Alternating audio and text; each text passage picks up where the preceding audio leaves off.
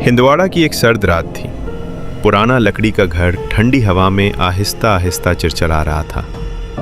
सोफे के कोने पर लिल्ली लेटी हुई थी। उसका करीम सफ़ेद नर्म रोएदार जिस्म और सुनहरी आंखें अंधेरे में मध्यम सी चमक रही थीं। उसके गले में नीला दिलनुमा लाकट हल्की रोशनी को पकड़कर चमक रहा था। लिल्ली किसी चीज़ से नहीं डरती थी, ना बिजली की गरज से, ना गहरे अंधेरे से, मगर लॉन्ग रूम के एक ख़ास कोने से वो हमेशा पुकारती थी। वो कोना खाली था, लेकिन दीवार वहाँ से कुछ ज़्यादा स्याह दिखाई देती थी। हर पैर की रात ठीक 3:07 पर लिल्ली सीधा उसी कोने को घूरती रहती।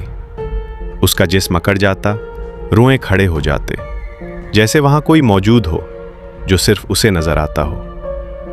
अदनान ने पहले उसे नज़रअंदाज किया। उसने सोचा शायद हवा का साया होगा, लेकिन एक रात उसने गौर किया। पूरा कमरा नॉर्मल था, सिर्फ वही कोना गैर मामूली तौर पर ज्यादा तारीक था। अगली रात अदनान ने वहां एक तेज रोशनी वाला लैंप रख दिया। 3:07 होते ही लिल्ली ने आंखें खोली।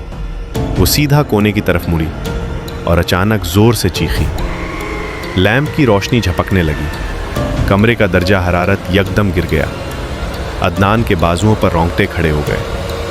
अब उसने कैमरा लगाने का फैसला किया। ट्राइपॉड सेट हुआ, फोकस सिर्फ उस कोने पर। Lights off, recording on. 3:07 Lillie Aahista Aahista कोने के करीब गई। अचानक वो पीछे हट गई, जैसे किसी ने उसे धक्का दिया हो। सुबह अदनान ने फुटेज देखी। 3:07 पर फ्रेम डिस्टॉर्ट हो गया। स्क्रीन पर स्टैटिक लाइनें दौड़ने लगी। लिल्ली कोने के सामने खड़ी थी, मगर उसके पीछे एक और साया मौजूद था। लिल्ली का साया बाएं तरफ था, दूसरा साया दाएं तरफ सीधा खड़ा था। इंसान जैसा, मगर सर कुछ लंबा, आंखों की जगह 2 गहरे सियाह खला। अदनान का गला खुश्क हो गया। उसने पुराने मालिक से पूछा, इस कोने का क्या राज है? उन्होंने बताया, पहले यहां एक अलमारी थी। अलमारी के पीछे एक छोटी सी खुफिया जगह मिली थी। वहां से एक पुराना लॉकेट मिला था, नीला दिलनुमा लॉकेट। अदनान का दिल तेजी से धड़कने लगा। तीसरी रात अदनान जागता रहा। 3:07 पर हवा अचानक रुक गई। लिल्ली कोने के सामने बैठ गई, जैसे किसी के रूबरू हो। फिर दीवार के अंदर से हल्की सी खराश की आवाज आई, जैसे नाखून लकड़ी पर रगड़ रहे हों। दीवार पर एक बारीक सी दरार बनी। दरार के अंदर अंधेरा हिलता हुआ महसूस हुआ, जैसे साया जिंदा हो। कमरे की रोशनी बंद हो गई। स्ट्रेट लाइट की मध्यम रोशनी में एक लंबी शक्ल बनी, सीधी, बेचेहरा। लिल्ली ने जोर से फुफकारा।